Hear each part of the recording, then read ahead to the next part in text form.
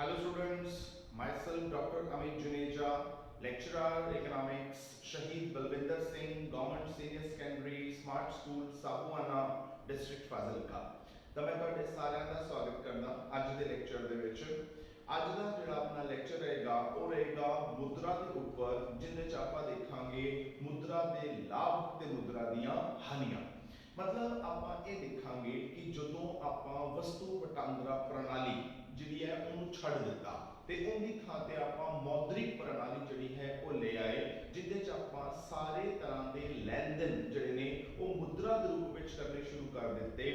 हरेक चीज़ जी है वो पैसे नाल खरीदी जान लग पई, पैसे नाल बेची जान लग पई, तो उनका आपां फायदा की होया।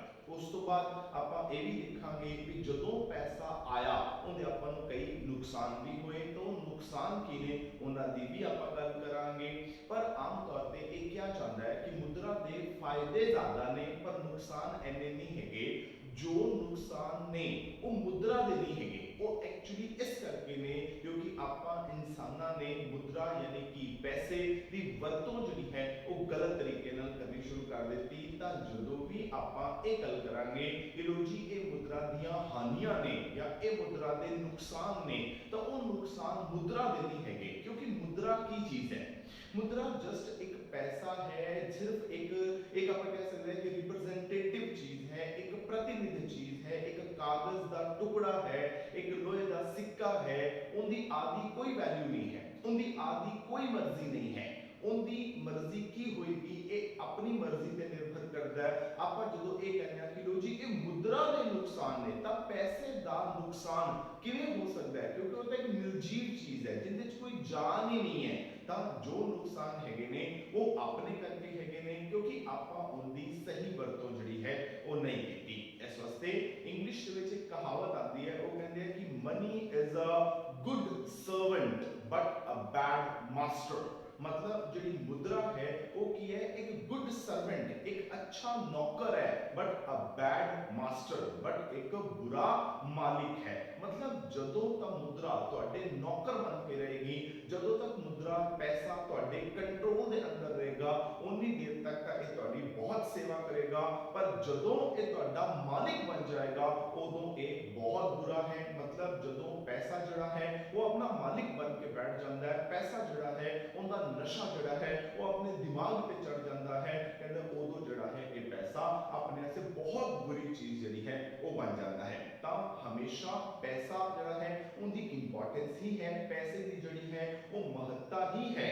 ता पर बुराइयां किस करके ने क्योंकि आपा जड़ा है उन्होंने सही तरीके नाल जड़ा उनकी वरतों नहीं की। तो आपा दोनों गल्लां करांगे। आपा पहला पैसे के लाभ की गल करांगे जो एक्चुअली दे विच हैगे ने, फिर आपा पैसे दियां कमियां की गल करांगे या उनदियां बुराइयां की भी गल करांगे। तो सब तो पहला आपा जो गल करन जा रहे हां वो ने अपने कोल मुद्रा दे लाभ। मतलब जो पैसा है उन्हें आपा नु की लाभ होए, पैसे दे आपा नु की फायदे होए।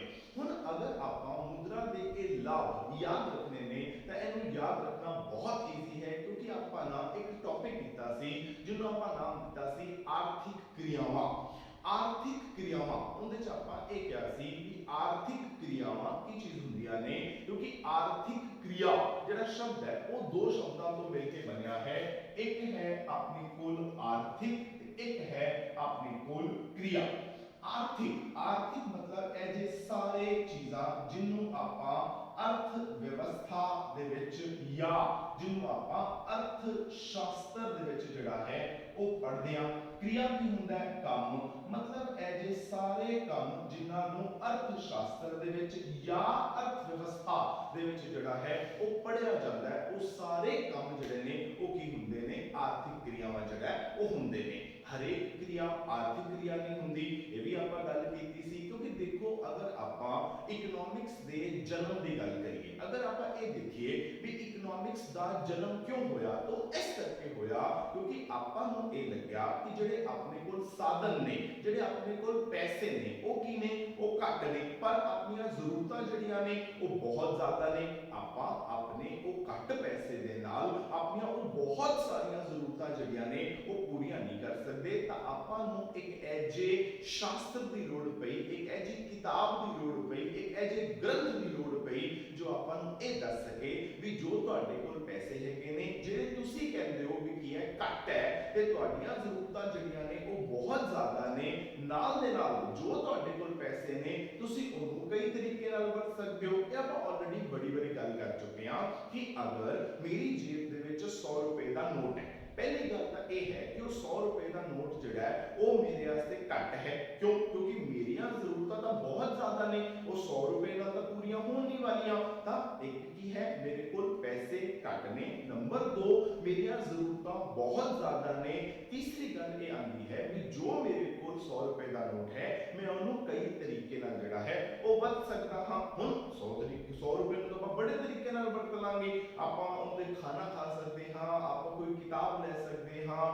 ਕੋਈ ਕਾਪੀ ਲੈ ਸਕਦੇ ਹਾਂ, ਬਾਈਕ ਦੇ ਵਿੱਚ ਪੈਟਰੋਲ ਪਵਾ ਸਕਦੇ ਹਾਂ, ਮੋਬਾਈਲ ਦਾ ਰੀਚਾਰਜ ਕਰਵਾ ਸਕਦੇ ਹਾਂ, ਬਹੁਤ ਸਾਰੇ ਕੰਮ ਕਰ ਸਕਦੇ ਹਾਂ। ਪਰ ਕੀ ਇਹ ਸਾਰੇ ਕੰਮ 100 ਰੁਪਏ ਨਾਲ ਹੋ ਜਾਣਗੇ? ਨਹੀਂ। क्यों नहीं होंगे? क्योंकि कमां दी लिस्ट बहुत लंबी है पर 100 रुपए बहुत थोड़े ने। फिर अपन की करना पेगा, ये सोचना पेगा कि जो अपने कोल 100 रुपए हैगे ने आपां उस 100 रुपए नु किवें यूज करना है, मतलब उस 100 रुपए नु आपां किहड़े काम ते लाना है ताकि अपनियां ज्यादा तो ज्यादा जरूरतां जड़ियां ने वो पूरीआं हो जाण। तां उहदे वास्ते आपां नूं की चाहिदा है? कुछ नियम चाहिए ने, कुछ कानून चाहिए ने। तां एक ऐजा शास्त्र ਜਿਹੜਾ ਆਪਾਂ ਨੂੰ ਇਹ ਦੱਸੇਗਾ ਵੀ ਉਹ ਸਾਰੇ ਨਿਯਮ ਕੀ ਨੇ, ਉਹ ਕਾਨੂੰਨ ਕੀ ਨੇ ਜਿਨ੍ਹਾਂ ਦੇ ਦੁਆਰਾ ਤੁਸੀਂ ਆਪਣੇ ਕੋਲ ਜਿਹੜੇ ਘੱਟ ਪੈਸੇ ਨੇ ਉਹਦੀ ਇਸ ਤਰੀਕੇ ਨਾਲ ਵਰਤੋਂ ਕਰੋ ਤਾਂ ਕਿ ਤੁਹਾਡੀਆਂ ਜ਼ਿਆਦਾ ਤੋਂ ਜ਼ਿਆਦਾ ਜ਼ਰੂਰਤਾਂ ਜਿਹੜੀਆਂ ਨੇ ਉਹ ਪੂਰੀਆਂ ਹੋ ਜਾਣ ਤੇ ਤੁਹਾਨੂੰ ਜ਼ਿਆਦਾ ਤੋਂ ਜ਼ਿਆਦਾ ਸੰਤੁਸ਼ਟੀ ਮਿਲੇ। ਉਹ ਸ਼ਾਸਤਰ ਕੀ ਹੈ? ਉਹ ਅਰਥ ਸ਼ਾਸਤਰ ਹੈ। ਤਾਂ ਆਰਥਿਕ ਕਿਰਿਆ ਕਿਹੜੀਆਂ ਹੁੰਦੀਆਂ ਨੇ? ਐਜੀਆਂ ਸਾਰੀਆਂ ਕਿਰਿਆਵਾਂ ਜਿਨ੍ਹਾਂ ਨੂੰ ਆਪਾਂ ਅਰਥ ਸ਼ਾਸਤਰ ਦੇ ਵਿੱਚ ਪੜ੍ਹਦੇ ਆ, मतलब ऐसे सारे काम जिन्हां नूं आपां अर्थशास्त्र च पढ़दे आ, जिन्हां च आपां नूं की देखना पैंदा है, जिन्हां च आपां नूं इह देखना पैंदा है कि अपने कोल जिहड़े साधन ने ओह घट ने, अपनियां जरूरतां बहुत ज्यादा ने, जिहड़े साधन घट ने उन्हां दे बहुत तरीके नाल यूज हो सकदे ने। तां अपने सामने चोण दी समस्या आएगी भी जो अपने कोल घट साधन ने आपां उन्हां दी किस तरीके नाल वरतों करिए। हुण सोचो भी आपां नूं एक नियम, एक कानून क्यों बनाने पे? क्योंकि साधन जड़े सी या जो पैसा जड़ा सी वो की सी घट सी, जरूरतां जड़ियां ने वो की सी ज्यादा सी। अगर सोचो भी इनका उल्टा होंदा, अगर अपने कोल जड़े पैसे ने वो हुंदे बहुत ज्यादा, ठीक है, पैसे बहुत ज्यादा होंदे पर ਜਿਹੜੀਆਂ ਜ਼ਰੂਰਤਾਂ ਨੇ ਉਹ ਬੜੀਆਂ ਘੱਟ ਹੁੰਦੀਆਂ, ਤਾਂ ਫਿਰ ਆਪਾਂ ਨੂੰ ਇਹ ਜੇ ਕਾਨੂੰਨ ਵਗੈਰਾ ਦੀ ਕੀ ਲੋੜ ਪੈਂਦੀ? ਆਪਾਂ ਨੂੰ ਕੋਈ ਨਿਯਮਾਂ ਦੀ ਲੋੜ ਕੀ ਪੈਂਦੀ? ਕਿਉਂਕਿ ਆਪਣੇ ਕੋਲ ਪੈਸੇ ਇੰਨੇ ਜ਼ਿਆਦਾ ਨੇ, ਕਿਉਂਕਿ ਆਪਣੀਆਂ ਜ਼ਰੂਰਤਾਂ ਦੇ ਮੁਕਾਬਲੇ ਕੁਝ ਵੀ ਨਹੀਂ ਹੈਗੀਆਂ। ਆਪਾਂ ਸੋਚਾਂਗੇ ਲੈ ਵੀ ਪੈਸੇ ਤਾਂ ਬਹੁਤ ਹੈਗੇ ਨੇ, ਹੁਣ ਜਿੱਥੇ ਮਰਜ਼ੀ ਜਿਵੇਂ ਮਰਜ਼ੀ ਜਦੋਂ ਮਰਜ਼ੀ ਲੜਾਈ ਜੋ, ਆਪਾਂ ਨੂੰ ਕਿਹੜੇ ਕਾਨੂੰਨ ਦੀ ਲੋੜ ਹੈ? ਆਪਣੇ ਕੋਲ ਪੈਸੇ ਹੀ ਇੰਨੇ ਨੇ ਜੋ ਖਤਮ ਹੀ ਨਹੀਂ ਹੋ ਸਕਦੇ। पर रियलिटी दे विच इस तरह नहीं हैगा। हमेशा आपां जिन्ने मर्जी पैसे कमा लिए, हमेशा आपां नूं इह लगदा है कि अपने कोल जिहड़े पैसे ने ओ की ने ओ घट ने ते अपनी जरूरतां जिहड़ियां ने ओ ज्यादा ने। तां आपां की करदे हां, अपने सामने एक चोण दी समस्या आंदी है, मतलब आपां नूं एक चुनाव करना पैंदा है कि जो मेरे कोल घट पैसे ने मैं उहनूं कित्थे कित्थे लावां ते किन्ना किन्ना लावां। सोचो जो तुहाडे कोल 100 रुपए ने, ਤੁਸੀਂ ਉਹਦੇ ਨਾਲ ਹੁਣ ਹਰੇਕ ਕੰਮ ਤਾਂ ਕਰ ਨਹੀਂ ਸਕਦੇ, ਤੁਹਾਨੂੰ ਕੀ ਕਰਨਾ ਪਏਗਾ? ਤੁਹਾਨੂੰ ਹੁਣ ਚੁਣਾਵ ਕਰਨਾ ਪਏਗਾ। ਮੰਨ ਲਓ ਤੁਹਾਡੇ ਸਾਹਮਣੇ 100 ਰੁਪਏ ਨੂੰ ਲੈ ਕੇ 2-3 ਆਪਸ਼ਨਸ ਨੇ। ਜਿਵੇਂ ਤੁਹਾਡੇ ਕੋਲ ਪਹਿਲੀ ਆਪਸ਼ਨ ਇਹ ਹੈ ਕਿ ਮੈਂ 100 ਰੁਪਏ ਦੇ ਨਾਲ ਰੋਟੀ ਖਾ ਸਕਦਾ, ਦੂਸਰੀ ਆਪਸ਼ਨ ਹੈ ਕਿ ਮੈਂ 100 ਰੁਪਏ ਨਾਲ ਕੋਈ ਕਿਤਾਬ ਲੈ ਸਕਦਾ, ਤੀਸਰੀ ਆਪਸ਼ਨ ਹੈ ਕਿ ਮੈਂ ਆਪਣੀ ਬਾਈਕ ਦੇ ਵਿੱਚ ਪੈਟਰੋਲ ਪਵਾ ਸਕਦਾ, ਚੌਥੀ ਆਪਸ਼ਨ ਹੈ ਕਿ ਮੈਂ ਮੋਬਾਈਲ ਰੀਚਾਰਜ ਕਰਾ ਸਕਦਾ। ਹੁਣ ਤੁਹਾਡੇ ਕੋਲ 4 ਆਪਸ਼ਨਸ ਨੇ, ਪਰ ਕੀ 100 ਰੁਪਏ ਦੇ ਨਾਲ ਤੁਸੀਂ ਇਹ ਚਾਰੋਂ ਦੇ ਚਾਰੋਂ ਕੰਮ ਕਰ ਲੋਗੇ? ਨਹੀਂ। ਤਾਂ ਕੀ ਕਰਨਾ ਪਏਗਾ? ਤੁਹਾਨੂੰ ਇਹਦੇ ਵਿੱਚੋਂ ਸਭ ਤੋਂ ਇੰਪੋਰਟੈਂਟ ਚੀਜ਼ ਜਿਹੜੀ ਹੈ ਉਹਨੂੰ ਕੀ ਕਰਨਾ ਪਏਗਾ? ਉਹਦੀ ਚੋਣ ਕਰਨੀ ਪਏਗੀ। ਤਾਂ ਉਹ ਕਿਹੜੀ ਚੀਜ਼ ਹੋਏਗੀ? ਉਹ ਕੌਣ ਦੱਸੇਗਾ? ਉਹ ਆਪਾਂ ਨੂੰ ਅਰਥ ਸ਼ਾਸਤਰ ਜਿਹੜਾ ਹੈ ਉਹ ਦੱਸੇਗਾ। ਤਾਂ ਆਰਥਿਕ ਕਿਰਿਆਵਾਂ ਜਿਹੜੀਆਂ ਨੇ ਉਹ ਹਮੇਸ਼ਾ 5 ਹੁੰਦੀਆਂ ਨੇ, ਮਤਲਬ ਇਹ ਜੇ ਸਾਰੇ ਕੰਮ ਜਿਨ੍ਹਾਂ ਦੇ ਵਿੱਚ ਆਪਾਂ ਨੂੰ ਚੋਣ ਦੀ ਸਮੱਸਿਆ ਆਂਦੀ ਹੈ, ਆਪਾਂ ਨੂੰ ਚੁਣਾਵ ਕਰਨਾ ਪੈਂਦਾ ਹੈ, ਉਹ ਕਿੰਨੀਆਂ ਹੁੰਦੀਆਂ ਨੇ? 5 ਹੁੰਦੀਆਂ ਨੇ। ਤੇ ਜਿਹੜੀ ਆਪਣੀ ਮੁੱਦਰਾ ਮੁਦਰਾ ਹੈ, ਜਿਹੜਾ ਆਪਣਾ ਪੈਸਾ ਹੈ, ਉਹ ਆਪਣਾ ਇਹਨਾਂ ਪੰਜਾਂ ਆਰਥਿਕ ਕਿਰਿਆਵਾਂ ਦੇ ਵਿੱਚ ਕੀ ਕਰਦਾ ਹੈ, ਉਹ ਆਪਣੀ ਮਦਦ ਕਰਦਾ ਹੈ। ਤਾਂ ਮੁਦਰਾ ਦੇ ਜੇ ਲਾਭ ਯਾਦ ਰੱਖਣੇ ਨੇ ਤਾਂ ਪੰਜ ਆਰਥਿਕ ਕਿਰਿਆਵਾਂ ਜਿਹੜੀਆਂ ਨੇ ਉਹ ਯਾਦ ਰੱਖ ਲਓ ਤੇ ਪੰਜੋਂ ਹੈਡਿੰਗ ਨੂੰ ਜਿਹੜਾ ਹੈ ਉਹ ਐਕਸਪਲੇਨ ਕਰ ਦਿਓ। ਕੀ ਹੋਏਗਾ, ਪੰਜ ਲਾਭ ਜਿਹੜੇ ਨੇ ਉਹ ਤੁਹਾਡੇ ਸਿੱਧੇ ਹੀ ਬਣ ਜਾਣਗੇ। ਤੇ ਯਾਦ ਰੱਖਣ ਦਾ ਸਭ ਤੋਂ ਸੌਖਾ ਤਰੀਕਾ ਹੀ ਜਿਹੜਾ ਹੈ ਉਹ ਇਹ ਹੈ ਕਿ ਆਪਾਂ ਕੀ ਕਰੀਏ, ਪੰਜ ਆਰਥਿਕ ਕਿਰਿਆਵਾਂ ਜਿਹੜੀਆਂ ਨੇ ਉਹ ਯਾਦ ਕਰ ਲਈਏ। ਪੰਜ ਆਰਥਿਕ ਕਿਰਿਆਵਾਂ ਦੇ ਵਿੱਚ ਮੁਦਰਾ ਦਾ ਮਹੱਤਵ ਜਿਹੜਾ ਹੈ ਉਹ ਹੈਗਾ। ਤਾਂ ਹੁਣ ਪੰਜ ਆਰਥਿਕ ਕਿਰਿਆਵਾਂ ਜਿਹੜੀਆਂ ਨੇ ਉਹ ਕਿਹੜੀਆਂ ਨੇ। ਪਹਿਲੀ ਹੈ ਉਪਭੋਗ। ਤਾਂ ਆਪਾਂ ਕਹਾਂਗੇ ਵੀ ਜਿਹੜੀ ਮੁਦਰਾ ਹੈ ਇਹਦਾ ਕੀ ਹੈ, ਇਹਦਾ ਉਪਭੋਗ ਵਿੱਚ ਮਹੱਤਵ ਹੈ। ਦੇਖੋ ਉਪਭੋਗ ਕੀ ਚੀਜ਼ ਹੁੰਦਾ ਹੈ, ਆਪਾਂ ਆਲਰੇਡੀ ਜਿਹੜਾ ਹੈ ਉਹ ਗੱਲ ਕਰ ਚੁੱਕੇ ਹਾਂ ਵੀ ਉਪਭੋਗ ਜਿਹੜਾ ਹੈ ਉਹ ਕਿਸੇ ਵੀ ਚੀਜ਼ ਨੂੰ ਖਾਣਾ ਨਹੀਂ ਹੁੰਦਾ। ਉਪਭੋਗ ਜਿਹੜਾ ਹੈ ਉਹ ਕਿਸੇ ਵੀ ਚੀਜ਼ ਦੀ ਵਰਤੋਂ ਕਰਨਾ ਹੁੰਦਾ ਹੈ। ਹੁਣ ਜਿਹੜੀ ਮੁਦਰਾ ਹੈ, ਜਿਹੜਾ ਪੈਸਾ ਹੈ, ਉਹ ਕੀ ਕਰਦਾ ਹੈ, ਉਹ ਉਪਭੋਗ ਕਰਨ ਦੇ ਵਿੱਚ ਆਪਣੀ ਮਦਦ ਕਰਦਾ ਹੈ। ਕਿਉਂ ਮਦਦ ਕਰਦਾ ਹੈ ਤੇ ਕਿਵੇਂ ਮਦਦ ਕਰਦਾ ਹੈ। ਦੇਖੋ ਜੇਕਰ ਆਪਣੇ ਕੋਲ ਮੁਦਰਾ ਹੈ, ਆਪਾਂ ਕੀ ਕਰ ਸਕਦੇ ਹਾਂ, ਆਪਾਂ ਆਪਣੇ ਉਸ ਪੈਸੇ ਨੂੰ ਅਲੱਗ-ਅਲੱਗ ਚੀਜ਼ਾਂ ਦੇ ਉੱਪਰ ਜਿਹੜਾ ਹੈ ਉਹ ਵੰਡ ਕੇ ਲਾ ਸਕਦੇ ਹਾਂ। ਕਿਉਂ, ਕਿਉਂਕਿ ਆਪਾਂ ਨਾ ਵਿਅਸ਼ਟੀ ਅਰਥ ਸ਼ਾਸਤਰ ਦੇ ਵਿੱਚ ਇੱਕ ਨਿਯਮ ਪੜ੍ਹਦੇ ਹਾਂ ਜਿਹਨੂੰ ਆਪਾਂ ਕਹਿੰਦੇ ਹਾਂ ਘਟਦੇ ਸੀਮਾਂਤ ਤੁਸ਼ਟੀ ਗੁਣ ਦਾ ਨਿਯਮ। ਇਹ ਆਪਾਂ ਵਿਅਸ਼ਟੀ ਅਰਥ ਸ਼ਾਸਤਰ ਦੇ ਵਿੱਚ ਜਿਹੜਾ ਹੈ ਉਹ ਪੜ੍ਹਦੇ ਹਾਂ। ਇਹ ਨਿਯਮ ਕੀ ਕਹਿੰਦਾ ਹੈ, ਉਹ ਇਹ ਕਹਿੰਦਾ ਹੈ ਵੀ ਜਿਵੇਂ ਨਾ ਆਪਾਂ ਕਿਸੇ ਵੀ ਚੀਜ਼ ਦੀ ਲਗਾਤਾਰ ਵਰਤੋਂ ਕਰਦੇ ਹਾਂ ਤੇ ਲੰਬੇ ਸਮੇਂ ਤੱਕ ਵਰਤੋਂ ਕਰਦੇ ਹਾਂ, ਕੀ ਹੁੰਦਾ ਹੈ, ਹਰੇਕ ਉਸ ਚੀਜ਼ ਦੀ ਅਗਲੀ ਇਕਾਈ ਜਿਹੜੀ ਆਪਾਂ ਯੂਜ਼ ਕਰ ਰਹੇ ਹਾਂ ਉਹਦੇ ਤੋਂ ਆਪਾਂ ਨੂੰ ਘੱਟ ਸੀਮਾਂਤ ਤੁਸ਼ਟੀ ਗੁਣ ਮਿਲੇਗਾ। ਸਿੰਪਲ ਭਾਸ਼ਾ ਚ ਬੋਲੀਏ ਤਾਂ ਆਪਾਂ ਨੂੰ ਘੱਟ ਸੰਤੁਸ਼ਟੀ ਜਿਹੜੀ ਹੈ ਉਹ ਮਿਲੇਗੀ। ਜਿਵੇਂ ਅਗਰ ਆਪਾਂ ਕਹੀਏ ਵੀ ਮੰਨ ਲਓ ਕਿਸੇ ਬੰਦੇ ਨੂੰ ਖੀਰ ਬੜੀ ਵਧੀਆ ਲੱਗਦੀ ਹੈ, ਹੁਣ ਕੀ ਹੋਏਗਾ, ਹੁਣ ਖੀਰ ਕਦੇ ਸੋਚਿਆ ਵੀ ਆਪਾਂ ਨੂੰ ਕਿਉਂ ਵਧੀਆ ਲੱਗਦੀ ਹੈ। ਖੀਰ ਇਸ ਕਰਕੇ ਵਧੀਆ ਲੱਗਦੀ ਹੈ ਕਿਉਂਕਿ ਆਪਾਂ ਨੂੰ ਕਦੇ ਮਿਲਦੀ ਹੈ। ਜੇ ਆਪਾਂ ਰੋਜ਼ ਸੋਚੋ ਵੀ ਆਪਾਂ ਖੀਰ ਹੀ ਖਾਂਦੇ ਰਹੀਏ, ਸਵੇਰੇ ਬ੍ਰੇਕਫਾਸਟ 'ਚ ਵੀ ਆਪਾਂ ਖੀਰ ਖਾਈਏ, ਫਿਰ ਲੰਚ 'ਚ ਵੀ ਆਪਾਂ ਖੀਰ ਖਾਈਏ, ਫਿਰ ਆਪਾਂ ਡਿਨਰ ਦੇ ਵਿੱਚ ਵੀ ਖੀਰ ਖਾਈਏ, ਅਗਰ ਆਪਾਂ ਸੋਚੋ 10 ਦਿਨ ਐਵੇਂ ਹੀ ਕਰੀਏ, ਨਤੀਜਾ ਕੀ ਨਿਕਲੇਗਾ, ਨਤੀਜਾ ਇਹ ਨਿਕਲੇਗਾ ਕਿ ਖੀਰ ਤੇ ਜਾ ਕੇ ਆਪਾਂ ਨੂੰ ਖੀਰ ਨਾਲ ਨਫ਼ਰਤ ਹੋ ਜਾਏਗੀ ਕਿ ਆਪਾਂ ਲੱਗਿਆ ਕਿ ਨਹੀਂ ਬਸ ਮੈਂ ਹੋਰ ਖੀਰ ਨਹੀਂ ਖਾ ਸਕਦਾ। ਕੀ ਹੋਇਆ, ਜਦੋਂ ਆਪਾਂ ਕਿਸੇ ਚੀਜ਼ ਦੀ ਲਗਾਤਾਰ ਵਰਤੋਂ ਕੀਤੀ, ਲੰਬੇ ਸਮੇਂ ਤੱਕ ਵਰਤੋਂ ਕੀਤੀ ਤਾਂ ਉਹਦੇ ਤੋਂ ਮਿਲਣ ਵਾਲੀ ਸੰਤੁਸ਼ਟੀ ਜਿਹੜੀ ਹੈ ਉਹ ਕੀ ਹੋਗੀ, ਘੱਟ ਹੋਗੀ। ਤੇ ਕਈ ਵਾਰੀ ਤਾਂ ਜਾ ਕੇ ਮਾਈਨਸ ਵੀ ਹੋ ਜਾਂਦੀ ਹੈ ਵੀ ਆਪਾਂ ਲੱਗਦਾ ਨਹੀਂ ਮੈਂ ਤਾਂ ਸੱਟ ਦੇਵਾਂਗਾ ਇਸ ਚੀਜ਼ ਨੂੰ। ਤਾਂ ਮੁਦਰਾ ਜੇ ਆਪਣੇ ਕੋਲ ਹੈ ਤਾਂ ਆਪਾਂ ਕੀ ਕਰ ਸਕਦੇ ਹਾਂ, ਜੋ ਆਪਣੇ ਕੋਲ ਪੈਸਾ ਹੈ ਆਪਾਂ ਹੁਣ ਕੀ ਕਰਾਂਗੇ, ਉਹਨੂੰ ਇੱਕੋ ਚੀਜ਼ ਤੇ ਨਹੀਂ ਲਾਵਾਂਗੇ। ਕਿਉਂ ਨਹੀਂ ਲਾਵਾਂਗੇ, ਇਸ ਕਰਕੇ ਨਹੀਂ ਲਾਵਾਂਗੇ ਕਿਉਂਕਿ ਆਪਾਂ ਨੂੰ ਪਤਾ ਹੈ ਕਿ ਜੇ ਆਪਾਂ ਆਪਣੇ ਕੋਲ ਜਿਹੜਾ ਸਾਰਾ ਦਾ ਸਾਰਾ ਪੈਸਾ ਮੌਜੂਦ ਹੈ, ਅਗਰ ਆਪਾਂ ਇੱਕੋ ਹੀ ਚੀਜ਼ ਤੇ ਲਾਤਾ ਤਾਂ ਨਤੀਜਾ ਕੀ ਨਿਕਲੇਗਾ ਕਿ ਆਪਾਂ ਨੂੰ ਉਹਦੇ ਤੋਂ ਜ਼ਿਆਦਾ ਸੰਤੁਸ਼ਟੀ ਜਿਹੜੀ ਹੈ ਉਹ ਨਹੀਂ ਮਿਲੇਗੀ। ਕਿਉਂ ਨਹੀਂ ਮਿਲੇਗੀ, ਕਿਉਂਕਿ ਹਰੇਕ ਅਗਲੀ ਚੀਜ਼ ਤੋਂ ਮਿਲਣ ਵਾਲੀ ਸੰਤੁਸ਼ਟੀ ਜਿਹੜੀ ਹੈ ਉਹ ਕੀ ਹੋਏਗਾ, ਘਟੇਗੀ। ਫਿਰ ਆਪਾਂ ਕੀ ਕਰਾਂਗੇ, ਆਪਾਂ ਆਪਦੇ ਪੈਸੇ ਨੂੰ ਇੱਕੋ ਚੀਜ਼ ਤੇ ਨਾ ਲਾ ਕੇ ਅਲੱਗ-ਅਲੱਗ ਚੀਜ਼ਾਂ ਤੇ ਜਿਹੜਾ ਉਹ ਵੰਡ ਕੇ ਲਾਵਾਂਗੇ। ਜਿਵੇਂ ਅਗਰ ਆਪਾਂ ਬੜੀ ਸਿੰਪਲ ਜੀ ਐਗਜ਼ਾਮਪਲ ਲਈਏ, ਆਪਾਂ ਨਾ ਇੱਕ ਹੋਰ ਨਿਯਮ ਇਹਦੇ ਵਿੱਚ ਪੜ੍ਹਦੇ ਹਾਂ, ਉਹਨੂੰ ਆਪਾਂ ਕਹਿੰਦੇ ਹਾਂ ਸਮ ਸੀਮਾਂਤ ਤੁਸ਼ਟੀ ਗੁਣ ਦਾ ਨਿਯਮ। ਹੁਣ ਸਮ ਸੀਮਾਂਤ ਤੁਸ਼ਟੀ ਗੁਣ ਦਾ ਨਿਯਮ ਕੀ ਕਹਿੰਦਾ ਹੈ, ਉਹ ਕਹਿੰਦਾ ਸਮ ਮਤਲਬ ਸਮਾਨ ਮਤਲਬ ਬਰਾਬਰ ਕਰੋ ਕਿਸ ਚੀਜ਼ ਨੂੰ, ਸੀਮਾਂਤ ਤੁਸ਼ਟੀ ਗੁਣ ਨੂੰ। ਇਹ ਨਿਯਮ ਇਹ ਕਹਿੰਦਾ ਹੈ ਵੀ ਆਪਾਂ ਨੂੰ ਆਪਣੇ ਸਾਰੇ ਪੈਸੇ ਜਿਹੜੇ ਨੇ ਉਹ ਇੱਕੋ ਚੀਜ਼ ਤੇ ਨਹੀਂ ਲਾਣੇ ਚਾਹੀਦੇ, ਬਲਕਿ ਕੀ ਕਰਨਾ ਚਾਹੀਦਾ ਹੈ, ਅਲੱਗ-ਅਲੱਗ ਚੀਜ਼ਾਂ ਦੇ ਉੱਪਰ ਜਿਹੜਾ ਉਹ ਲਾਣੇ ਚਾਹੀਦੇ ਨੇ। ਤੇ ਇਸ ਤਰ੍ਹਾਂ ਲਾਣੇ ਚਾਹੀਦੇ ਨੇ ਕਿ ਜਦੋਂ ਵੀ ਆਪਾਂ ਕਿਸੇ ਵੀ ਚੀਜ਼ ਦੀ ਆਖਰੀ ਇਕਾਈ ਦੀ ਵਰਤੋਂ ਕਰੀਏ ਤਾਂ ਉਹਦੇ ਤੋਂ ਆਪਾਂ ਨੂੰ ਬਰਾਬਰ ਸੀਮਾਂਤ ਤੁਸ਼ਟੀ ਗੁਣ ਜਿਹੜਾ ਹੈ ਉਹ ਮਿਲਣਾ ਚਾਹੀਦਾ ਹੈ। ਹੁਣ ਕਿਵੇਂ, ਮੰਨ ਲਓ ਵੀ ਆਪਾਂ ਕਹੀਏ ਕਿ ਆਪਣੇ ਕੋਲ ਇੱਥੇ ਵਸਤੂ ਦੀਆਂ ਕੋਈ ਇਕਾਈਆਂ ਨੇ, ਠੀਕ ਹੈ, ਇਕਾਈਆਂ ਆਪਣੇ ਕੋਲ ਪਹਿਲੀ, ਦੂਜੀ, ਤੀਜੀ, ਚੌਥੀ, ਪੰਜਵੀਂ ਹੋ ਸਕਦੀ ਹੈ। ਇੱਥੇ ਮੰਨ ਲਓ ਆਪਣੇ ਕੋਲ ਕੋਈ ਵੀ ਵਸਤੂ x ਹੈ ਤਾਂ ਇੱਥੇ ਆਪਣੇ ਕੋਲ ਮੰਨ ਲਓ ਵਸਤੂ y ਹੈ, ਠੀਕ ਹੈ। ਜਦੋਂ ਮੈਂ x ਵਸਤੂ ਦੀ ਪਹਿਲੀ ਇਕਾਈ ਖਾਈ, ਮੰਨ ਲਓ ਹੁਣ x ਵਸਤੂ ਕੁਝ ਵੀ ਹੋ ਸਕਦੀ ਹੈ, ਇਹ ਮੰਨ ਲਓ ਰੋਟੀ ਹੋ ਸਕਦੀ ਹੈ, ਇਹ ਮੰਨ ਲਓ ਚਾਵਲ ਹੋ ਸਕਦੇ ਨੇ, ਜਾਂ ਇਹ ਐਪਲ ਹੋ ਸਕਦੇ ਨੇ, ਇਹ ਬਨਾਨਾ ਹੋ ਸਕਦਾ ਹੈ, ਕੁਝ ਵੀ ਹੋ ਸਕਦਾ ਹੈ। ਤਾਂ ਅਗਰ ਮੈਂ x ਵਸਤੂ ਦੀ ਪਹਿਲੀ ਇਕਾਈ ਖਾਈ ਤਾਂ ਮੈਂ ਕਹਾਂਗਾ ਮੈਨੂੰ ਉਹਦੇ ਤੋਂ 12 ਸੰਤੁਸ਼ਟੀ ਜਿਹੜੀ ਹੈ ਉਹ ਮਿਲੀ। ਦੇਖੋ ਜਦੋਂ ਕੀ ਹੁੰਦਾ ਹੈ, ਜਦੋਂ ਆਪਾਂ ਕਿਸੇ ਵੀ ਚੀਜ਼ ਦੀ ਪਹਿਲੀ ਇਕਾਈ ਖਾਂਦੇ ਆ ਆਪਾਂ ਨੂੰ ਉਹਦੇ ਤੋਂ ਬਹੁਤ ਸੰਤੁਸ਼ਟੀ ਮਿਲਦੀ ਹੈ।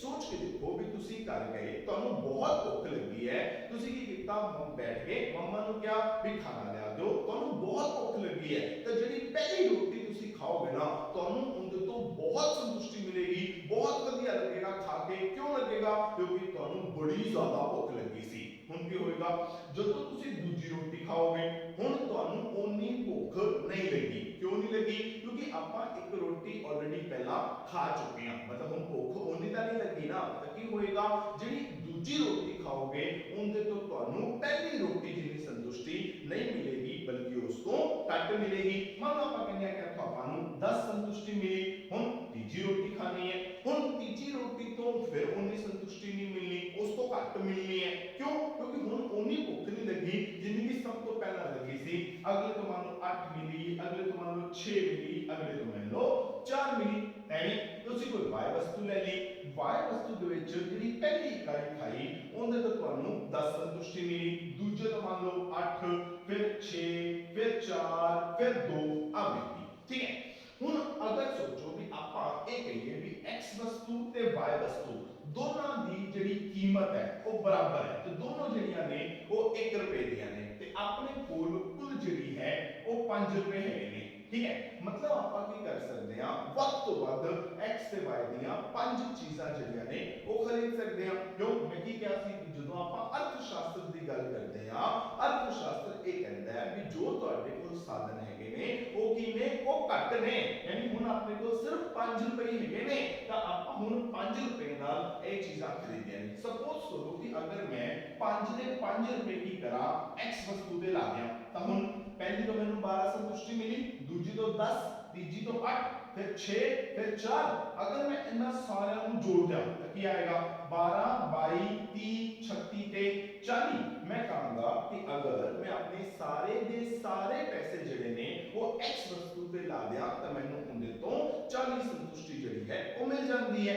ਅਗਰ ਮੈਂ ਐਂ ਕਰਾਂ ਵੀ ਸਾਰੇ ਦੇ ਸਾਰੇ ਪੈਸੇ ਜਿਹੜੇ ਨੇ ਉਹ ਮੈਂ y ਤੇ ਲਾ ਦਿਆਂ, ਹੁਣ ਕੀ ਹੋਏਗਾ, 10, 18, 24, 28 ਤੇ 30, ਮੈਨੂੰ 30 ਸੰਤੁਸ਼ਟੀ मिलेगी। मैं कहूंगा सोचागा अगर मैं सारे के सारे पैसे y पे ला रहा तो मैंने 30 संतुष्टि मिल रही है, अगर मैं सारे के सारे पैसे x पे ला रहा तो मैंने 40 मिल रही है, तो फिर मैंने y पे लाने की की लोड़ है, मैं फिर x पे ला दिया, x तो मैंने 40 संतुष्टि मिल रही है।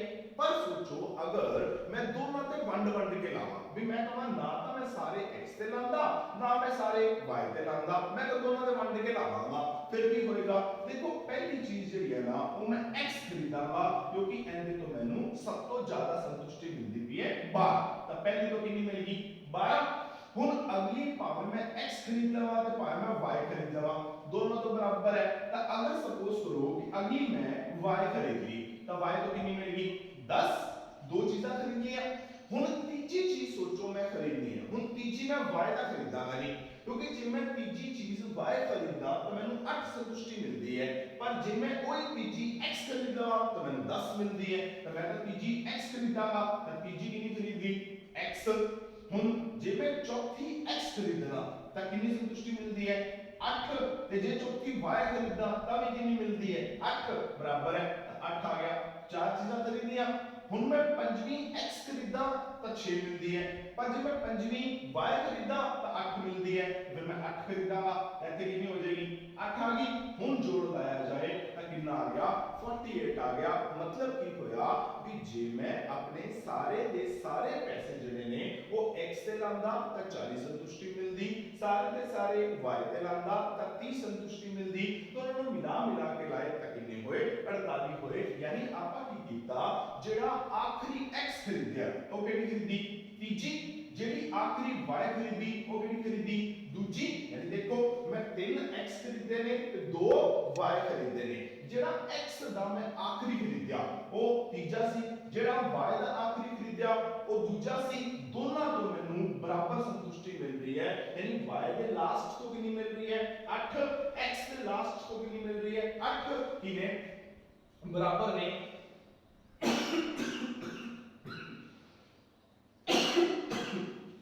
ताइया पैनू सम सीमांत तुष्टिगुण का नियम जड़ा है वो कहते हैं, यानी ਆਪਾਂ ਕੀ ਕਰਦੇ ਆ ਜਿਹੜੀਆਂ ਵਸਤੂਆਂ ਦਾ उपभोग है वो आप इस तरह कर रहे हैं ताकि हर एक वस्तु की जिहड़ी आखिरी इकाई ਆਪਾਂ ਖਰੀਦੀਏ ਉਹਦੇ ਤੋਂ ਆਪਾਂ ਨੂੰ ਬਰਾਬਰ ਸੀਮਾਂਤ ਤੁਸ਼ਟੀਗੁਣ ਜਿਹੜਾ ਹੈ ਉਹ ਮਿਲਣਾ ਚਾਹੀਦਾ ਹੈ। ਅਗਰ ਆਪਣੇ ਕੋਲ ਪੈਸੇ ਹੈਗੇ ਨੇ, ਅਗਰ ਆਪਣੇ ਕੋਲ ਮੁਦਰਾ ਹੈਗੀ ਹੈ ਤਾਂ ਆਪਾਂ ਕੀ ਕਰ ਸਕਦੇ ਹਾਂ, ਪੈਸੇ ਦੀ ਸਹੀ ਵਰਤੋਂ ਜਿਹੜੀ ਹੈ ਉਹ ਕਰ ਸਕਦੇ ਹਾਂ ਤੇ ਉਪਭੋਗ ਦੇ ਵਿੱਚ ਆਪਾਂ ਆਪਣੀ ਸੰਤੁਸ਼ਟੀ ਨੂੰ ਕੀ ਕਰ ਸਕਦੇ ਹਾਂ, ਵੱਧ ਤੋਂ ਵੱਧ ਜਿਹੜਾ ਹੈ ਉਹ ਕਰ ਸਕਦੇ ਹਾਂ। ਤਾਂ ਸਭ ਤੋਂ ਪਹਿਲੀ ਇੰਪੋਰਟੈਂਸ ਜਿਹੜੀ ਹੈ ਉਹ ਮੁਦਰਾ ਦੀ ਇਹਦੇ ਵਿੱਚ ਹੈ उपभोग विच। मतलब मुद्रा आपां नूं ये सिखाएगी भी आपां अपने पैसे की सही वरतों किवें करनी है। सारे दे सारे पैसे नूं इक्को चीज ते नहीं लाना, वंड वंड के लाना है जिहदे नाल की हो सकेगा आपां अपनी संतुष्टि जिहड़ी है वो वध तों वध कर सकांगे। ये तां सी उपभोग दे विच महत्व। दूसरा आंदा है उहनूं आपां कहंदे आ उत्पादन दे विच महत्व। हुण जिस तरह जिहड़ी अपनी मुद्रा है उहदा महत्व उपभोग दे विच है, यानी जिथे एक उपभोक्ता नूं जिन्ने चीज़ां नूं वरतना है ओनू ये दसदी है कि तू आदे पैसे नूं किवें किवें जिहड़ा है अलग-अलग चीज़ां ते वंड के लाना है। उवें एक उत्पादक नूं भी मदद करदी है। हुण उत्पादक नूं किवें मदद करदी है आपां दी एग्जांपल ले लैंदे आ। तां आपां ये देखदे हां कि उत्पादक दी मुद्रा जिहड़ी है वो किवें मदद करदी है। नंबर 2 जिहड़ा मुद्रा दा महत्व आंदा है वो आंदा है उत्पादन विच महत्व। ਤਾਂ ਉਤਪਾਦਨ ਜਦੋਂ ਆਪਾਂ ਕਰਦੇ ਆ ਤਾਂ ਜਿਹੜਾ ਪਰਸਨ ਉਤਪਾਦਨ ਕਰਦਾ ਹੈ ਉਹਨੂੰ ਆਪਾਂ ਕੀ ਕਹਿੰਦੇ ਆ, ਉਤਪਾਦਕ। ਜੋ ਉਪਭੋਗ ਕਰਦਾ ਹੈ ਉਹ ਹੁੰਦਾ ਹੈ ਉਪਭੋਗਤਾ, ਜੋ ਉਤਪਾਦਨ ਕਰਦਾ ਹੈ ਉਹ ਹੁੰਦਾ ਹੈ ਉਤਪਾਦਕ। ਹੁਣ ਇੱਕ ਬੰਦਾ ਉਤਪਾਦਨ ਕਰ ਰਿਹਾ, ਉਤਪਾਦਕ ਕੌਣ ਹੁੰਦਾ? ਦੇਖੋ ਜਦੋਂ ਵੀ ਆਪਾਂ ਉਤਪਾਦਨ ਦੀ ਗੱਲ ਕਰਦੇ ਆ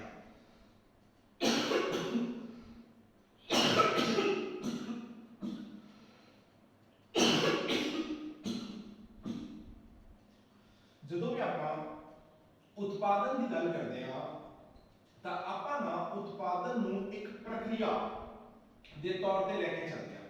ठीक है, उत्पादन की है एक प्रक्रिया है, एक प्रोसेस है जिहदे च की हुंदा है भी जिहड़ा उत्पादक है ना वो की करता है, वो बहुत सारे जिहड़े उत्पादन दे साधन ने उन्हां नूं काम ते लांदा है।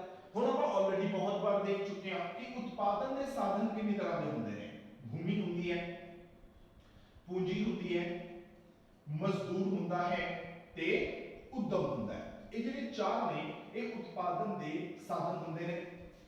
उत्पादक खेतर की करेगा, परिवार खेतर तो ये चार उत्पादन दे साधन जिहड़े ने वो लेगा। इन्हां नूं लेके इन्हां दी मदद नाल वो की करेगा, काम कराएगा। काम करा के उन्होंने उत्पादन करेगा, बाजार दे विच बेचेगा, उतों की करेगा, पैसे कमाएगा।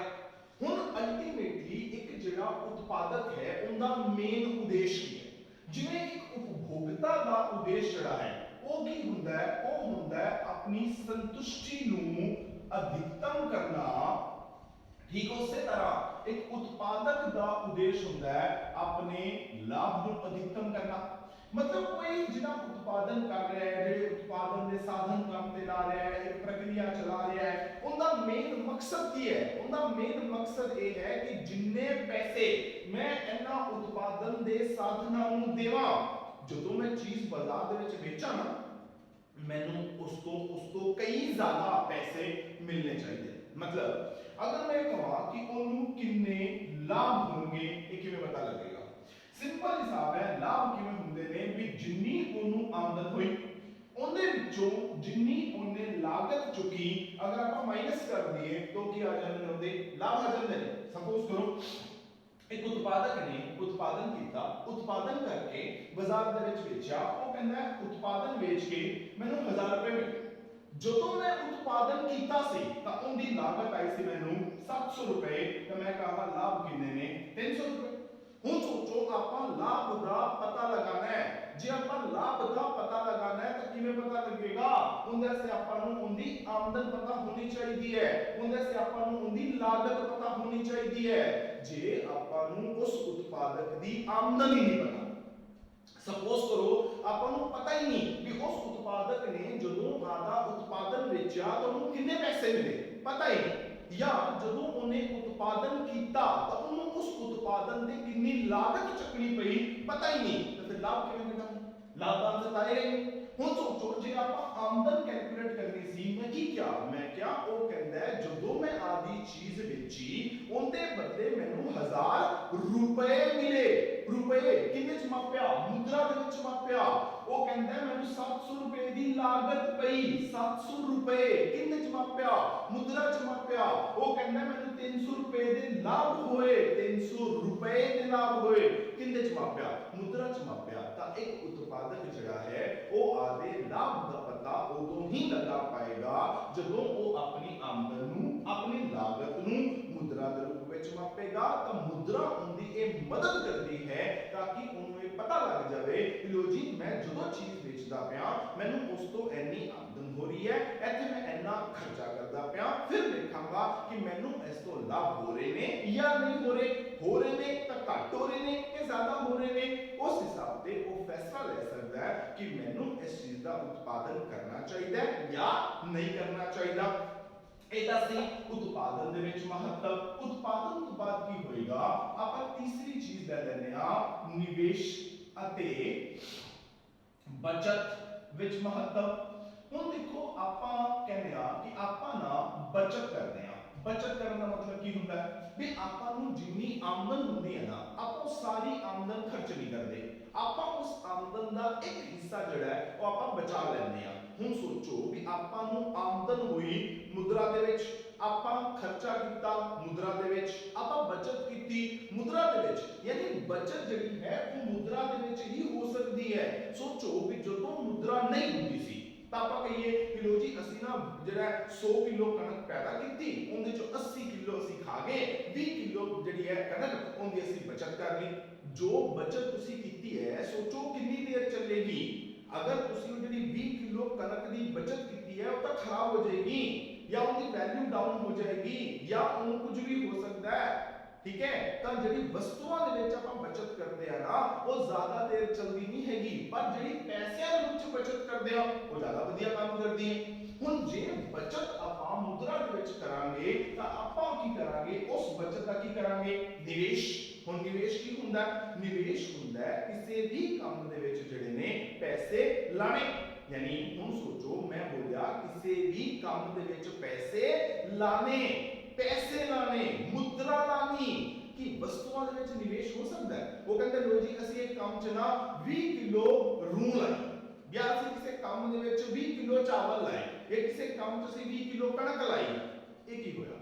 ਨਿਵੇਸ਼ ਉਦੋਂ ਹੀ ਪੋਸੀਬਲ ਹੋਇਆ, ਪੂੰਜੀ ਨਿਰਮਾਣ ਹੋਣਾ ਉਦੋਂ ਹੀ ਪੋਸੀਬਲ ਹੋਇਆ ਜਦੋਂ ਮੁਦਰਾ ਆਈ। ਲੋਕਾਂ ਨੂੰ ਜਿਹੜੀ ਉਹਨਾਂ ਦੀ ਆਮਦਨ ਸੀ ਉਹ ਮੁਦਰਾ ਵਿੱਚ ਮਿਲਣੀ ਸ਼ੁਰੂ ਹੋਈ। ਲੋਕਾਂ ਨੇ ਖਰਚਾ ਮੁਦਰਾ 'ਚ ਕਰਨਾ ਸ਼ੁਰੂ ਕੀਤਾ, ਲੋਕਾਂ ਨੇ ਬਚਤ ਮੁਦਰਾ 'ਚ ਕਰਨੀ ਸ਼ੁਰੂ ਕੀਤੀ। ਜਦੋਂ ਉਹਨਾਂ ਕੋਲ ਪੈਸਾ ਬਚ ਗਿਆ ਆਪਣੀਆਂ ਜ਼ਰੂਰਤਾਂ ਨੂੰ ਪੂਰਾ ਕਰਨ ਤੋਂ ਬਾਅਦ ਫਿਰ ਉਹਨਾਂ ਨੇ ਕੀ ਕੀਤਾ? ਉਸ ਪੈਸੇ ਨੂੰ ਕਿਸੇ ਨਾ ਕਿਸੇ ਕੰਮ ਵਿੱਚ ਲਾਣਾ ਸ਼ੁਰੂ ਕਰਤਾ। ਫਿਰ ਉੱਥੋਂ ਹੋਰ ਪੈਸਾ ਕਮਾਇਆ, ਫਿਰ ਉੱਥੋਂ ਹੋਰ ਪੈਸਾ ਕਮਾਇਆ। ਕਿੰਨਾ ਕਮਾਇਆ? ਇਹ ਨਿਰਭਰ ਕਰਦਾ ਹੈ ਕਿ ਆਪਣਾ ਗੁਣਕ ਜਿਹੜਾ ਹੈ ਉਹ ਕਿੰਨਾ ਸੀ। ਜਿਹੜਾ ਆਪਾਂ ਆਪਣੇ ਲਾਸਟ ਲੈਕਚਰਸ ਦੇ ਵਿੱਚ ਗੱਲ ਕੀਤੀ ਸੀ ਵੀ ਆਪਾਂ ਕਿਸੇ ਕੰਮ ਵਿੱਚ ਕਿੰਨਾ ਨਿਵੇਸ਼ ਕਰਦੇ ਹਾਂ ਉਹ ਕੀ ਹੋਏਗਾ? ਆਪਾਂ ਨੂੰ ਜਿਹੜਾ ਪੈਸਾ ਮਿਲੇਗਾ ਉਹਦੇ ਬਦਲੇ ਉਹ ਉਹਨਾਂ ਨਹੀਂ ਮਿਲੇਗਾ ਜਿੰਨਾ ਆਪਾਂ ਨਿਵੇਸ਼ ਕੀਤਾ ਸੀ, ਬਲਕਿ ਉਸ ਤੋਂ ਕਈ ਗੁਣਾ ਜ਼ਿਆਦਾ ਮਿਲੇਗਾ। ਤਾਂ ਜਿੰਨੇ ਗੁਣਾ ਜ਼ਿਆਦਾ ਮਿਲੇਗਾ ਉਹ ਕੀ ਹੋ ਜਾਏਗਾ? ਉਹ ਆਪਣਾ ਗੁਣਕ ਜਿਹੜਾ ਹੈ ਉਹ ਹੋ ਜਾਏਗਾ। ਤਾਂ ਮੁਦਰਾ ਦੇ ਆਉਣ ਦੇ ਨਾਲ ਬਚਤ ਹੋਣੀ ਪੋਸੀਬਲ ਹੋਈ, ਨਿਵੇਸ਼ ਹੋਣਾ ਪੋਸੀਬਲ ਹੋਇਆ, ਅਰਥ ਵਿਵਸਥਾ ਦਾ ਵਿਕਾਸ ਜਿਹੜਾ ਹੈ ਉਹ ਵੀ ਹੋਣਾ ਪੋਸੀਬਲ ਹੋਇਆ। ਫਿਰ ਆਪਾਂ 4 ਨੰਬਰ ਕੀ ਕਹਿ ਸਕਦੇ ਹਾਂ? ਹੁਣ ਹੈ ਵਟਾਂਦਰੇ ਵਿੱਚ ਮਹੱਤਵ। ਹੁਣ ਵਟਾਂਦਰਾ ਕੀ ਹੈ? ਵਟਾਂਦਰਾ ਇਹ ਹੈ ਕਿ ਜਦੋਂ ਆਪਾਂ ਉਤਪਾਦਨ ਕੀਤਾ, ਆਪਾਂ ਕੀ ਕੀਤਾ? ਉਤਪਾਦਨ ਦੇ ਸਾਧਨਾਂ ਨੂੰ ਕੰਮ ਤੇ ਲਾਇਆ। ਯਾਨੀ ਆਪਾਂ ਭੂਮੀ, ਪੂੰਜੀ, ਮਜ਼ਦੂਰ ਤੇ ਉਦਮ, ਇਹ ਜਿਹੜੇ 4 ਆਪਣੇ ਉਤਪਾਦਨ ਦੇ ਸਾਧਨ ਨੇ ਇਹਨੂੰ ਆਪਾਂ ਕੰਮ ਤੇ ਲਾਇਆ। ਹੁਣ ਜਦੋਂ ਤਾਂ ਮੁਦਰਾ ਹੈਗੀ ਹੈ, ਜਦੋਂ ਤਾਂ ਪੈਸਾ ਹੈਗਾ, ਫਿਰ ਆਪਾਂ ਕੀ ਕਰਦੇ ਆ? ਜਿਹੜੇ ਬੰਦੇ ਕੋਲ ਜ਼ਮੀਨ ਲਈ ਹੋਏਗੀ ਉਹਨੂੰ ਕੀ ਦੇ ਦੇਾਂਗੇ? ਲਗਾਨ। ਜਿੰਨੇ ਕੋਲ ਪੈਸਾ ਲਿਆ ਹੋਏਗਾ ਉਹਨੂੰ ਕੀ ਦੇ ਦੇਾਂਗੇ? ਵਿਆਜ। ਜਿਹੜਾ ਮਜ਼ਦੂਰ ਹੈ ਉਹਨੂੰ ਕੀ ਦੇ ਦੇਾਂਗੇ? ਮਜ਼ਦੂਰੀ। ਤੇ ਜਿਹੜਾ ਉਦਮ ਹੈ ਉਹਨੂੰ ਕੀ ਮਿਲ ਜਾਏਗਾ? ਲਾਭ। ਹੁਣ ਜਦੋਂ ਤਾਂ ਮੁਦਰਾ ਹੈਗੀ ਹੈ ਉਦੋਂ ਤਾਂ ਇਹ ਜਿਹੜੇ ਉਤਪਾਦਨ ਦੇ ਸਾਧਨ ਨੇ ਇਹਨਾਂ ਦੇ ਵਿੱਚ ਲਗਾਨ, ਵਿਆਜ, ਮਜ਼ਦੂਰੀ, ਲਾਭ ਵੰਡਣਾ ਬੜਾ ਆਸਾਨ ਹੈ। ਆਪਾਂ ਜਿਹੜੇ ਬੰਦੇ ਕੋਲ ਜ਼ਮੀਨ ਲਈ, ਉਹਨੂੰ ਪੁੱਛਾਂਗੇ ਹਾਂ ਬਈ 1 ਕਿੱਲੇ ਦਾ ਕਿੰਨਾ ਰੇਟ ਲਏਗਾ। ਉਹ ਕਹੇਗੀ ਜੀ ਕਿੱਲੇ ਤੇ ਮੈਂ ਲਾਂਗਾ 50,000 ਰੁਪਏ। ਤਾਂ ਕੰਮ ਸਿੱਧਾ ਹੈ ਜੀ, ਚਲੋ ਜੀ 50,000 ਤੇਰੇ ਹੋ ਗਏ। ਪੈਸੇ ਨੂੰ ਪੁੱਛਾਂਗੇ ਲੈ ਵੀ ਤੂੰ ਕਿੰਨੀ ਵਿਆਜ ਲਏਗਾ। ਉਹ ਕਹੇਗੀ ਜਿੰਨਾ ਵਿਆਜ ਪੈਸਾ ਮੇਰੇ ਕੋਲ ਲਓਗੇ ਮੈਂ 10% ਵਿਆਜ ਲਾਂਗਾ। ਮੈਂ ਕਹਿੰਦਾ ਵੀ ਆਪਾਂ ਨੂੰ ਚਾਹੀਦਾ 2 ਲੱਖ ਰੁਪਇਆ, 2 ਲੱਖ ਰੁਪਏ ਦੇ ਹਿਸਾਬ ਨਾਲ 20,000 ਜਿਹੜੀ ਹੈ ਉਹ ਤੇਰੀ ਹੋ ਗਈ ਵਿਆਜ। ਮਜ਼ਦੂਰ ਨੂੰ ਪੁੱਛਾਂਗੇ ਲੈ ਵੀ ਕਿੰਨੀ ਮਜ਼ਦੂਰੀ ਲਏਗਾ। ਉਹ ਕਹੇਗਾ ਜੋ ਜੀ 10 ਬੰਦੇ ਹੈਗੇ ਆ, 10 ਬੰਦੇ ਜਿਹੜੇ ਨੇ 500 ਰੁਪਏ ਦਿਹਾੜੀ ਦੇ ਹਿਸਾਬ ਨਾਲ ਆ ਗਏ। ਤਾਂ ਮੈਂ ਕਹਿੰਦਾ ਲੈ ਵੀ 5000 ਰੁਪਇਆ ਜਿਹੜਾ ਉਹ ਤੁਹਾਡਾ ਹੋ ਗਿਆ। ਹੁਣ 50,000 ਜ਼ਮੀਨ ਵਾਲੇ ਨੂੰ ਦੇਤਾ, 20,000 ਜਿਹੜਾ ਹੈ ਉਹ ਆਪਾਂ ਜਿਹੜਾ ਵਿਆਜ ਦੇਤਾ, 5,000 ਜਿਹੜੀ ਹੈ ਉਹ ਆਪਾਂ ਮਜ਼ਦੂਰੀ ਦੇਤੀ, ਬਾਕੀ ਮੈਂ ਕਹਾਂ ਕਿ 5,000 ਜਿਹੜਾ ਹੈ ਉਹ ਕੀ ਹੋ ਗਿਆ ਮੇਰਾ ਲਾਭ ਹੋ ਗਿਆ। ਇਹਦਾ ਮਤਲਬ ਮੇਰਾ ਉਤਪਾਦਨ ਕਿੰਨੇ ਦਾ ਹੋਇਆ ਸੀ 50 ਤੇ 20 70 ਤੇ 10 80,000 ਦਾ। 80,000 ਨੂੰ ਮੈਂ ਕੀ ਕੀਤਾ 4 ਹਿੱਸਿਆਂ ਵਿੱਚ ਆਰਾਮ ਨਾਲ ਵੰਡਤਾ। ਕਿਉਂ ਵੰਡ ਪਾਇਆ? ਕਿਉਂਕਿ ਮੁਦਰਾ ਹੈਗੀ ਸੀ। ਪਰ ਅਈਓ ਸੋਚੋ ਜੇ ਮੁਦਰਾ ਨਾ ਹੁੰਦੀ ਫਿਰ ਹੁਣ ਆਪਾਂ ਭੂਮੀ ਵਾਲੇ ਨੂੰ ਲਗਾਨ ਦੇਣਾ, ਕਿੰਨੇ ਚ ਦੇਣਾ ਆਪਾਂ ਫਸਲ ਦੇ ਵਿੱਚ ਦੇਣਾ, ਠੀਕ ਹੈ। ਜਿਵੇਂ ਨਾ ਪੁਰਾਣੇ ਜ਼ਮਾਨੇ ਚ ਕੀ ਹੁੰਦਾ ਸੀ, ਰਾਜੇ ਮਹਾਰਾਜਿਆਂ ਦੇ ਟਾਈਮ ਤੇ ਉਹ ਲਗਾਨ ਵਸੂਲ ਕਰਦੇ ਹੁੰਦੇ ਸੀ। ਕਿੰਨੇ ਚ? ਉਦੋਂ ਪੈਸਾ ਤਾਂ ਹੁੰਦਾ ਨਹੀਂ ਸੀ, ਤਾਂ ਉਹਨਾਂ ਨੇ ਕੀ ਕਰਨਾ ਲੈ ਵੀ ਜਿੰਨੀ ਤੁਹਾਡੀ ਫਸਲ ਹੋਏਗੀ ਨਾ ਉਹਦਾ ਜਿਹੜਾ ਚੌਥਾ ਹਿੱਸਾ ਅਸੀਂ ਲਗਾਨ ਦੇ ਤੌਰ ਤੇ ਲਾਂਗੇ। ਹੁਣ ਸੋਚੋ ਇੱਕ ਏਡੀ ਵੱਡੀ ਨਾਇਨਸਾਫੀ ਸੀ ਵੀ ਇੱਕ ਕਿਸਾਨ ਜਿਹੜਾ ਹੈ ਉਹਦੀ ਫਸਲ ਬੜੀ ਵਧੀਆ ਹੁੰਦੀ ਹੈ, ਉਹਨੂੰ ਵੀ ਆਪਦਾ ਚੌਥਾ ਹਿੱਸਾ ਦੇਣਾ ਪਏਗਾ। ਇੱਕ ਕਿਸਾਨ ਜਿਹਦੀ ਫਸਲ ਮਾੜੀ ਹੁੰਦੀ ਹੈ ਉਹਨੂੰ ਵੀ ਚੌਥਾ ਹਿੱਸਾ ਦੇਣਾ ਪਏਗਾ। ਯਾਨੀ ਇਹ ਕੋਈ ਨਿਆਂ ਨਹੀਂ ਹੈਗਾ ਸੀ। ਅੱਜ ਕੀ ਹੋਏਗਾ, ਅੱਜ ਦੀ ਤਰੀਕ ਦੇ ਵਿੱਚ ਆਪਾਂ ਜੋ ਵੀ ਲਗਾਨ ਦਿੰਦੇ ਹਾਂ, ਜੋ ਵੀ ਆਪਾਂ ਕਿਰਾਇਆ ਦਿੰਦੇ ਹਾਂ, ਉਹ ਕਿੰਨੇ ਦਿੰਦੇ ਆ ਮੁਦਰਾ ਚ ਦਿੰਦੇ ਆ। ਹੁਣ ਇਹ ਨਹੀਂ ਹੈਗਾ ਵੀ ਜਿੰਨੀ ਫਸਲ ਹੋਈ ਉਹਦਾ ਚੌਥਾ ਹਿੱਸਾ ਲਾਂਗੇ। ਉਹ ਕਹਿੰਦਾ ਜਿੰਨੇ ਪੈਸੇ ਤੈਨੂੰ ਵੇਚ ਕੇ ਮਿਲਣਗੇ ਉਹਦਾ ਚੌਥਾ ਹਿੱਸਾ ਲਾਂਗੇ। ਯਾਨੀ ਹੁਣ ਜਿਹੜਾ ਬੰਦੇ ਦੀ ਫਸਲ ਬਹੁਤ ਅੱਛੀ ਹੋਈ ਹੈ ਉਹਨੂੰ ਪੈਸੇ ਜ਼ਿਆਦਾ ਮਿਲਣਗੇ, ਜਿਹਦੀ ਫਸਲ ਘੱਟ ਅੱਛੀ ਹੋਈ ਹੈ ਉਹਨੂੰ ਘੱਟ ਮਿਲਣਗੇ। ਤਾਂ ਕੀ ਹੋਏਗਾ, ਜਿਹੜਾ ਵੰਡ ਹੈ ਉਹ ਬਰਾਬਰ ਹੋਏਗੀ। ਤਾਂ ਆਪਾਂ ਜਿਹੜਾ ਮੁਦਰਾ ਦੇ ਵਿੱਚ ਭੁਗਤਾਨ ਕਰਦੇ ਆ ਉਹ ਕਰਨੇ ਬੜੇ ਸੌਖੇ ਨੇ। ਆਪਾਂ ਮਜ਼ਦੂਰ ਨੂੰ ਮਜ਼ਦੂਰੀ ਦੇਣੀ ਹੈ ਆਰਾਮ ਨਾਲ ਪੈਸਿਆਂ ਵਿੱਚ ਦੇ ਸਕਦੇ ਆ, ਜਿਹਨੂੰ ਵਿਆਜ ਦੇਣਾ ਹੈ ਆਪਾਂ ਪੈਸਿਆਂ ਵਿੱਚ ਦੇ ਸਕਦੇ ਆ। ਸੋਚੋ ਵੀ ਜਦੋਂ ਮੁਦਰਾ ਹੁੰਦੀ ਨਹੀਂ ਸੀ ਤਾਂ ਉਧਾਰ ਕਿੱਥੋਂ ਲੈਂਦੇ? ਹੁਣ ਇਹ ਥੋੜੀ ਹੈ ਕਿ ਆਪਾਂ ਕਿਸੇ ਕੋਲ ਕਣਕ ਉਧਾਰ ਲੈ ਲਾਂਗੇ, ਲੋ ਜੀ ਅੱਜ ਤੂੰ ਮੈਨੂੰ ਕਣਕ ਉਧਾਰ ਦੇ ਦੇ, ਠੀਕ ਹੈ 50 ਕਿਲੋ ਕਣਕ ਉਧਾਰ ਦੇ ਦੇ, ਅੱਗੇ ਤੋਂ ਨਾ ਮੈਂ ਤੈਨੂੰ 10% ਫਾਲਤੂ ਦੇਵਾਂਗਾ, ਯਾਨੀ ਅਗਲੀ ਵਾਰੀ ਮੈਂ ਤੈਨੂੰ 55 ਕਿਲੋ ਦੇਵਾਂਗਾ। ਸੋਚੋ ਕਿੰਨਾ ਤਗੜਾ ਰੋਲਾ ਪੈ ਸਕਦਾ ਸੀ ਵੀ ਜੋ ਤੁਸੀਂ 50 ਕਿਲੋ ਕਣਕ ਲਈ ਉਹ ਤਾਂ ਮੰਨ ਲਓ ਬੜੀ ਵਧੀਆ ਕੁਆਲਿਟੀ ਦੀ ਲੈ ਲਈ, ਜਦੋਂ ਦੇਣ ਤੇ ਆਏ ਦੇਣੀ 55 ਕਿਲੋ ਹੈ ਪਰ ਕੀ ਕੀਤਾ ਘਟੀਆ ਕੁਆਲਿਟੀ ਦੀ ਦੇਤੀ, ਤਾਂ ਰੋਲਾ ਪੈਣ ਦੇ ਚਾਂਸਸ ਸੀ। ਹੁਣ ਇਸ ਤਰ੍ਹਾਂ ਦੇ ਕੋਈ ਰੋਲਾ ਪੈਣ ਦੇ ਚਾਂਸਸ ਨਹੀਂ ਹੈਗੇ। ਪੈਸਾ ਹੋਏਗਾ ਉਹਦਾ ਮੁੱਲ ਜਿਹੜਾ ਉਹ ਆਲਮੋਸਟ ਕੀ ਹੁੰਦਾ ਹੈ ਸਥਿਰ ਰਹਿੰਦਾ ਹੈ। ਤਾਂ ਆਪਾਂ ਵਿਆਜ ਜਿਹੜੀ ਹੈ ਉਹ ਆਰਾਮ ਨਾਲ ਦੇ ਸਕਦੇ ਹਾਂ, ਮਜ਼ਦੂਰ ਨੂੰ ਮਜ਼ਦੂਰੀ ਆਰਾਮ ਨਾਲ ਦੇ ਸਕਦੇ ਹਾਂ, ਉਦਮ ਨੂੰ ਲਾਭ ਆਪਾਂ ਆਰਾਮ ਨਾਲ ਦੇ ਸਕਦੇ ਹਾਂ। ਤਾਂ ਪੈਸੇ ਦੇ ਰੂਪ ਵਿੱਚ ਆਪਾਂ ਕੀ ਕਰ ਸਕਦੇ ਹਾਂ, ਜਿਹੜਾ ਵਟਾਂਦਰਾ ਹੈ ਉਹ ਵੀ ਆਪਾਂ ਆਰਾਮ ਦੇ ਨਾਲ ਕਰ ਸਕਦੇ ਹਾਂ। ਫਿਰ ਕੀ ਹੋਏਗਾ, ਜਿਹੜਾ ਆਪਣੀ ਮੁਦਰਾ ਹੈ ਉਹਦਾ ਆਪਣੇ ਵਪਾਰ ਵਿੱਚ ਵੀ ਮਹੱਤਵ ਹੈ। ਦੇਖੋ ਜਦੋਂ ਤਾਂ ਵਸਤੂ ਵਟਾਂਦਰਾ ਪ੍ਰਣਾਲੀ ਹੁੰਦੀ ਸੀ ਉਦੋਂ ਨਾ ਆਪਾਂ ਇਹ ਨਹੀਂ ਕਹਿ ਸਕਦੇ ਵੀ ਉਦੋਂ ਵਪਾਰ ਹੁੰਦੇ ਨਹੀਂ ਸੀ, ਬਿਲਕੁਲ ਵਪਾਰ ਹੁੰਦੇ ਸੀ, ਪਰ ਉਹ ਵਪਾਰ ਜਿਹੜੇ ਨੇ ਉਹ ਬੜੇ ਸੀਮਿਤ ਹੁੰਦੇ ਸੀ, ਬੜੇ ਘੱਟ ਹੁੰਦੇ ਸੀ। ਕਿਉਂ? ਕਿਉਂਕਿ ਦੇਖੋ ਆਪਾਂ ਵਪਾਰ ਕਰ ਰਹੇ ਹਾਂ, ਵਪਾਰ ਦੇ ਵਿੱਚ ਆਪਾਂ ਦੋ ਚੀਜ਼ਾਂ ਲੈ ਕੇ ਚੱਲਦੇ ਹਾਂ, ਇੱਕ ਹੁੰਦਾ ਹੈ ਆਯਾਤ, ਇੱਕ ਹੁੰਦਾ ਹੈ ਨਿਰਯਾਤ। ਹੁਣ ਪੈਸਾ ਹੈ ਨਹੀਂ, ਯਾਨੀ ਆਪਾਂ ਕੀ ਕਰਨਾ ਹੈ, ਨਿਰਯਾਤ ਕਿੰਨਾ ਕਰਨਾ ਹੈ ਵਸਤੂਆਂ ਦਾ, ਆਯਾਤ ਕਿੰਨਾ ਕਰਨਾ ਹੈ ਵਸਤੂਆਂ ਦਾ। ਯਾਨੀ ਆਪਾਂ ਦੂਜੇ ਦੇਸ਼ ਨੂੰ ਕੀ ਕਰਨਾ ਹੈ, ਵਸਤੂਆਂ ਦੇ ਦੇਣੀਆਂ ਨੇ, ਉਹਦੇ ਬਦਲੇ ਵਸਤੂਆਂ ਲੈ ਲੈਣੀਆਂ ਨੇ। ਹੁਣ ਆਪਾਂ ਉਹਨੂੰ ਕਿੰਨੀਆਂ ਵਸਤੂਆਂ ਦੇਾਂਗੇ, ਉਹਦੇ ਬਦਲੇ ਉਹ ਆਪਾਂ ਨੂੰ ਕਿੰਨੀ ਵਸਤੂ ਦੇਗਾ, ਕਿਵੇਂ ਡਿਸਾਈਡ ਹੋਏਗਾ? ਤਾਂ ਵਪਾਰ ਜਿਹੜੇ ਨੇ ਉਹ ਬੜੇ ਸੀਮਿਤ ਮਾਤਰਾ ਦੇ ਵਿੱਚ ਜਿਹੜਾ ਹੈ ਉਹ ਹੋਇਆ ਕਰਦੇ ਸੀ। ਹੁਣ ਮੁਦਰਾ ਦੇ ਆਉਣ ਨਾਲ ਕੀ ਹੋਇਆ, ਕੰਮ ਸੌਖਾ ਹੋ ਗਿਆ।